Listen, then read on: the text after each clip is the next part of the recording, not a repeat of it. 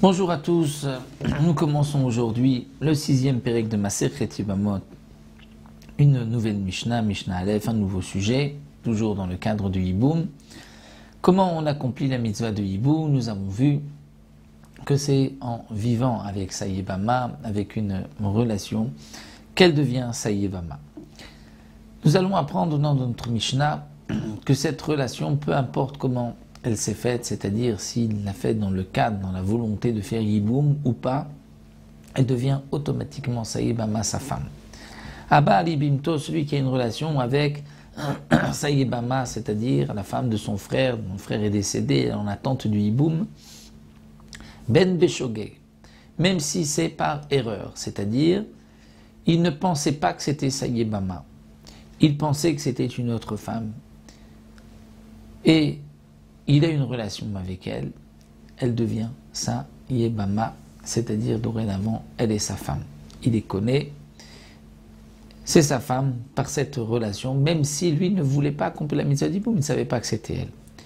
Ou bien Ben Bemezid, c'est-à-dire volontairement, il a eu une relation, mais pas dans le cadre de Yiboum. Une relation, ça, hors mariage, il s'est dit qu'il veut une relation de znout, qui est interdite bien sûr, mais lui il pensait avoir une relation de znout et pas vouloir accomplir la mitzvah du Yiboum, il a quand même accompli la mitzvah du Yiboum, c'est sa Yevama.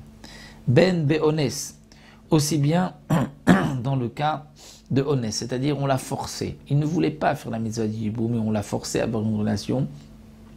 Il a été menacé par la mort, risque de mort, elle est quand même sa Yevama. Ou Ben Beratzon, aussi bien donc dans le cas où il veut accomplir la mitzvah du Yiboum, elle devient sa femme. Afilu Shogeg vi Mezida. Donc même dans le cas où lui est Shogeg et elle est Mezid, c'est-à-dire, le Barthénoura nous dit pas seulement si elle veut accomplir la mitzvah, mais même si les deux ne veulent pas accomplir la mitzvah. C'est-à-dire lui, Shogeg, lui pense qu'il ne savait pas que c'était sa Yevama, il pense que c'est une autre femme. Et elle sait que c'est son Yabam, mais elle ne veut pas avoir cette relation dans l'esprit du Yiboum, dans l'esprit de Znout. Eh bien, ils sont maintenant mari et femme, il a accompli la mitzvah du Yiboum. Ou Mezid Vishoget, l'inverse, lui il est Mezid, elle est Shogeget. Ou bien Ouanous Viglo Anoussa, lui est forcé, elle ne l'est pas. Et Anoussa Viglo Anous, elle est forcée et lui ne l'est pas. On ne tient pas compte donc ni de la volonté ni du consentement. Dès qu'il y a eu une bia, c'est sa femme, elle est maintenant sa femme par entière, et s'il veut ensuite se séparer d'elle, il devra lui donner un guet, et elle n'a pas besoin de khalitsa. Echada me'arev echada gomer kana.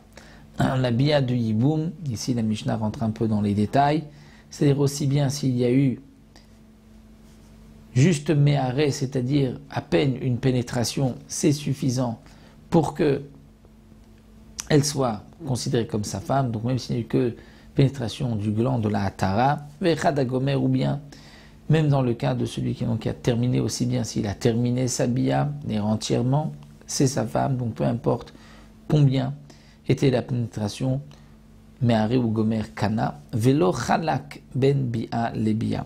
Et la Torah ne fait pas de différence non plus entre une bia et une autre bia.